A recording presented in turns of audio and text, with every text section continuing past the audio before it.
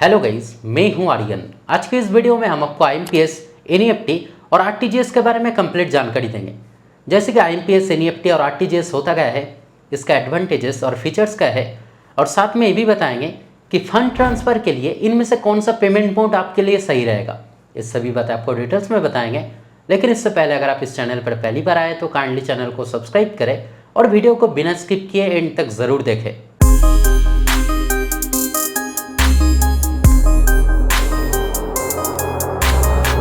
तो पहले ही आपका जानकारी के लिए बता दूं, आईएमपीएस, एनईएफटी और आरटीजीएस पेमेंट मोड है। यानी अगर आप किसी एक बैंक अकाउंट से अगर दूसरे बैंक अकाउंट में अगर अमाउंट ट्रांसफ़र करना चाहते हैं, यानी अगर फंड ट्रांसफ़र करना चाहते हैं, तब उस सिचुएशन में आईएमपीएस, एनईएफटी और आरटीजीएस आपके लिए बहुत ही फायदेमंद हो सकता है। लेकिन बहुत लोगों का यहाँ पे डाउट रहता है कि अगर आप किसी को पेमेंट करना चाहते हैं या फिर अगर बैंक ट्रांसफ़र करना चाहते हैं तब यूपीआई के थ्रू भी कर सकते हैं। तो आपके जानकारी के लिए बता दूं, यूपीआई में एक लिमिट तक ही आप फंड ट्रांसफ़र कर सकते हैं, यानी एक लिमिट तक ही आप पैसा ट्रांसफ़र कर सकते हैं। अगर आपका डेली लिमिट अगर क्रॉस हो जाता है तब आप यूपीआई नहीं कर सकते हैं। अगर रिसीवर का बैंक अकाउंट में अगर सर्वर डाउन है तब भी आप यूपीआई नहीं कर सकते हैं। अगर आपका खुद का अकाउंट में अगर सर्वर डाउन है तब भी आप यूपीआई नहीं कर सकते हैं। अगर आप ज़्यादा अमाउंट ट्रांसफ़र करना चाहते हैं तब भी बहुत बार आप यूपीआई नहीं कर सकते हैं। तो इस सिचुएशन में आईएमपीएस, एनईएफटी और आरटीजीएस आपके लिए बहुत ही फायदेमंद हो सकता है। तो चलिए अब जान लेते हैं कि आईएमपीएस, एनईएफटी और आरटीजीएस इनमें डिफरेंस क्या है, इनका मतलब क्या है, और साथ में ये भी जानेंगे कि अमाउंट ट्रांसफ़र के लिए इनमें से कौन सा पेमेंट मोड आपके लिए सही हो सकता है। तो अगर आईएमपीएस की अगर बात की जाए तो आईएमपीएस का फुल फॉर्म है इमीडिएट पेमेंट सर्विस, जो कि 2010 में एनपीसीआई ने इंडिया में लॉन्च किया था। अगर आईएमपीएस की अगर फीचर्स और एडवांटेजेस की अगर बात करें तो जैसे कि आप यहाँ पे स्क्रीन पे देख सकते हैं कि आईएमपीएस के द्वारा आप इंस्टेंट फंड ट्रांसफ़र कर सकते हैं। यानी अगर आप आईएमपीएस के द्वारा अगर किसी को फंड ट्रांसफ़र करते हैं तब विद इन सेकेंड वो फंड एक अकाउंट से दूसरे बैंक अकाउंट में ट्रांसफ़र हो जाता है।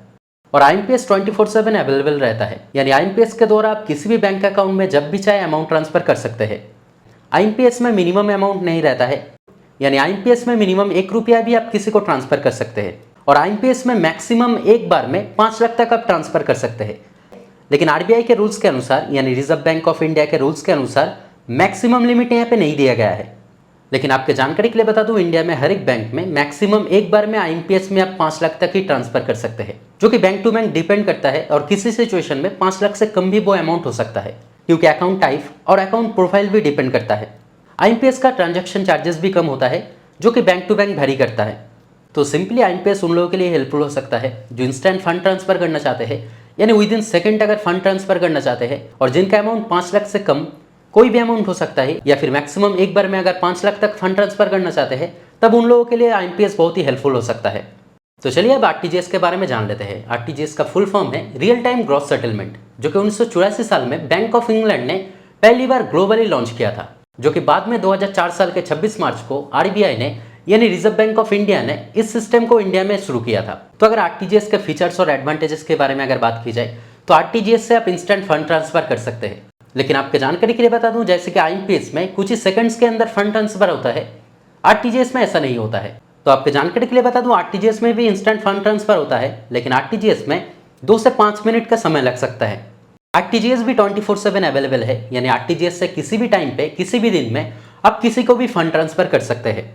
आरटीजीएस का फंड ट्रांसफर का जो मिनिमम लिमिट है वो है 2 लाख। यानी अगर आप आरटीजीएस से अगर किसी को फंड ट्रांसफर करना चाहते हैं तब मिनिमम 2 लाख आपको अमाउंट ट्रांसफर करना होगा, यानी 2 लाख से कम अमाउंट का आरटीजीएस नहीं हो सकता है। और मैक्सिमम यहाँ पे कोई भी लिमिट नहीं दिया गया है, यानी अगर आप करोड़ों में भी अगर किसी को फंड ट्रांसफर करना चाहते हैं तो आरटीजीएस के थ्रू वो कर सकते हैं।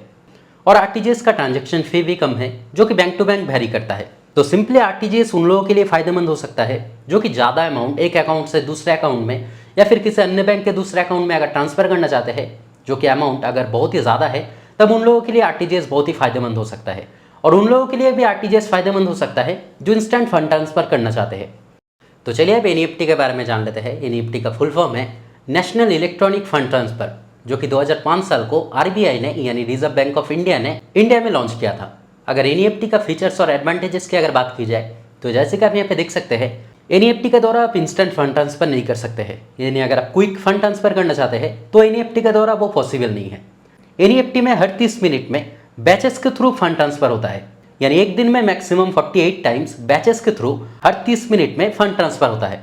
तो एनईएफटी में आपको जानकारी रखना है कि अगर आप एनईएफटी के थ्रू अगर किसी को फंड ट्रांसफर करते हैं तब वो ट्रांसफर के लिए मैक्सिमम 45 मिनट से 1 घंटा भी लग सकता है।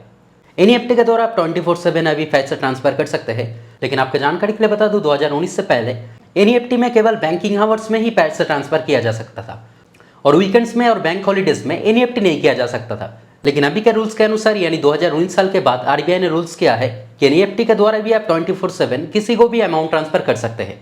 एनईएफटी का ट्रांजैक्शन चार्जेस भी कम है, कुछ बैंक में एनईएफटी फ्री भी है। एनईएफटी में कोई भी मिनिमम लिमिट नहीं है, यानी मिनिमम जितने भी अमाउंट चाहे आप ट्रांसफर कर सकते हैं और आरबीआई के द्वारा यहाँ पे मैक्सिमम कोई भी लिमिट नहीं दिया गया है। लेकिन आपके जानकारी के लिए बता दूं हर एक बैंक में एनईएफटी पर मैक्सिमम एक लिमिट दिया जाता है जो कि बैंक टू बैंक वैरी करता है और आपका अकाउंट टाइप और अकाउंट प्रोफाइल के ऊपर मैक्सिमम लिमिट बैंक से डिसाइड होता है। तो एनईएफटी उस सिचुएशन के लिए बेहतर हो सकता है जहाँ पे इंस्टेंट फंड ट्रांसफर करने की जरूरत नहीं है और जहाँ पे ट्रांजैक्शन करने पर अगर 1 घंटा डिले भी होता है तब उस सिचुएशन में अगर कोई दिक्कत नहीं आता है तब उन लोगों के लिए एनईएफटी फायदेमंद हो सकता है। तो दोस्तों आज के वीडियो में इतना ही। उम्मीद करते हैं वीडियो आपके लिए हेल्पफुल रहा। अगर फिर भी कोई डाउट रहा है तो कमेंट करके जरूर बताएं, मैं आपका कमेंट का रिप्लाई जरूर करूंगा। और अगर वीडियो पसंद आए तो लाइक और शेयर करें और इस तरह के वीडियो देखने के लिए काइंडली चैनल को सब्सक्राइब करें। Thank you.